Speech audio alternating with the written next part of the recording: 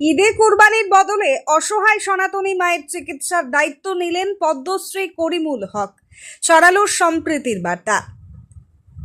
লাটাগুড়ি গ্রাম পঞ্চায়েতের উত্তর মাটিয়া আলী মহাকাল মোড় এলাকার এক অসহায় সনাতনী মহিলার দীর্ঘদিন ধরে টাকার অভাবে চিকিৎসা কার্যত বন্ধ হয়ে পড়েছিল। দিনমজুর পরিবারের দুই ছেলে প্রতিদিন মাঠে কাজ করে কোনো রকমে সংসার চালালেও মায়ের চিকিৎসার খরচ বহন করা তাদের পক্ষে অসম্ভব হয়ে ওঠে। বাধ্য হয়ে গ্রামবাসীরা চাঁদা তুলে সাহায্যের চেষ্টা চালাচ্ছিলেন। এই খবর পৌঁছায় ভারত সরকারের পদ্মশ্রী প্রাপ্ত সমাজসেবী করিমুল হকের কাছে। বুধবার সকালে তিনি সমাজসেবী অনির্বাণ মজুমদার ও সমাজসেবিকা প্রতিমা রায়কে সঙ্গে নিয়ে ওই মহিলার বাড়িতে পৌঁছান। করিমুল হক জানান, আগামী সপ্তাহে পবিত্র ঈদুল আজহা, প্রতি বছর কুরবানি করি, কিন্তু এবার সেই অর্থ এই অসহায় মায়ের চিকিৎসায় দিলাম। আমারও এক সনাতনী মেয়ে রয়েছে, আজ এখানে এসে আর এক মা পেলাম। আজ থেকে এই মায়ের চিকিৎসার সম্পূর্ণ দায়িত্ব নিলাম। তিনি সমাজের হৃদয়বান মানুষদেরও সহযোগিতার আবেদন জানান। পরিবারের এক সদস্যা অশ্রুসিক্ত চোখে বলেন, 10, 20, 50 যা পারেন সাহায্য করুন।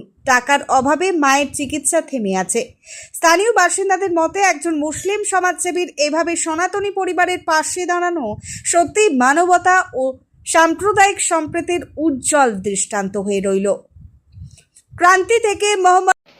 আমার নাম করিমুল হক, বাইক অ্যাম্বুলেন্স দাদা বলে পরিচিতি, পদ্মশ্রী পুরস্কারপ্রাপ্ত ভারত সরকারের দ্বারায়। আমি কিছুদিন আগে জানতে পারি আমার একটা সনাতনী মেয়ে আছে যার নাম প্রতিমা রায়। ওর মাধ্যমে জানতে পারি এই যে মাটার প্রচণ্ডভাবে একটা ব্যথিত রোগ হয়েছে, যেটা নাকি সবাই জানেন হার্টের রোগ। এটা বুকের বাল্ব একটা বলতে গেলে ডাক্তারের কথা মতন নাকি নষ্ট হয়ে গেছে।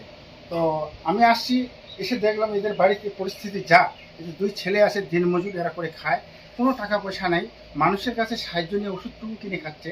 তো আমি এবং আমার মেয়ে আছে সনাতনী মেয়ে প্রতিমা রায়, আমরা একটা সিদ্ধান্ত নিলাম যে ওই বাড়িতে গিয়ে মানুষের কাছে কিছু সাহায্যের হাত যেন মানুষ বাড়িয়ে দেয় তার চিকিৎসার জন্য। কারণ এটা কিন্তু মানুষের সাহায্য ছাড়াই এই অপারেশনটা করা এখানে হবে না, আর বিশেষ করে এটা বাইরে নিয়ে যেতে হবে। তো আমি সবাইকে অনুরোধ করতেছি আপনারা সাহায্যের হাত বাড়িয়ে দিবেন। কিভাবে সাহায্যটা পৌঁছাবে ওনাদের কাছে? এখানে আমরা সাহায্যটা আপনাদের স্ক্রিনে দেওয়া হবে, মোবাইল নাম্বার এবং কিউআর কোড দেওয়া হবে, সেখানে আপনারা সাহায্য দেবেন। আর বিশেষ করে আপনারা জানেন আমরা মুসলিম মানুষ, আমরা প্রতিবারই আমাদের ঈদের জোহা বলে একটা বকরি ঈদ বলে। তা আমি এবার নিজেই বকরি ঈদের যে কুরবানি, সেটা আমি কুরবানি করতেছি না এবং দিতেছি না। আমার ধর্মেই লেখা আছে খালাকা ইনসান, তুমি মানুষকে ভালোবাসো, সেই রূপে আমি কুরবানি যেহেতু করতেছি না, তো আমার কাছে যে অর্থটুকু আমি কুরবানি দেওয়ার জন্য রাখছি, সেই অর্থটুকু আজকে এই মার হাতে আমি তুলে দিলাম। এটা বলতে গেলে আমার একটা উঠো মা উঠো, এটা আমার বলতে গেলে আমার নিজের মা আমার পৃথিবীতে নেই, পৃথিবী ছেড়ে চলে গেছে, তাই এটা আমার এই মা বুকে তুলে নিলাম। আর এই মাকে কিন্তু আমি নিজেই ট্রিটমেন্টের জন্য বাইরে নিয়ে যাব। আপনাদের সাহায্য অর্থ অবশ্যই আমার দরকার। আমি এবং আমার মেয়ে যে আছে সনাতনী মেয়ে, আমরা দুইজনেই মিলে আজকে একে কিন্তু দিদা বলে ডাকবে, আর আমি মা বলেই ডাকবো। একে আমি খুশি মনে, হাসি মনে, উপরওয়ালা প্রভু যদি কোনো রকম দয়া করে তাকে আমি এখানে বাড়িতে পৌঁছে দেবো, ট্রিটমেন্ট করি। পাশে আমাদের অনির্বাণ সমাজসেবী আছে, উনি আমাকে এই খবর দেয়, উনিও সাহায্যের হাত বলছে, আমিও কিছু কিছু যদি পারি আমি বাড়াই দেবো। তাই গ্রামবাসীর কাছে যে মানুষটা আজকে অন্তত বেঁচে থাকবে, যেন 2টা দিন বাঁচে থাকে, চিকিৎসা না করলে মানুষটা কিন্তু মারা যাবে। তাই সবাইকে অনুরোধ করতেছি সাহায্যের হাত বাড়িয়ে দিন আমার মাকে, আমি অবশ্যই ট্রিটমেন্ট করে তাকে নিয়ে আসবো। এটাই আমি। কোন জায়গা এটা দাদা? এটা হলো লাটাগুড়ি, এটা মহাকাল মোড় বলে, হ্যাঁ উত্তর মাটিয়ালি বলে।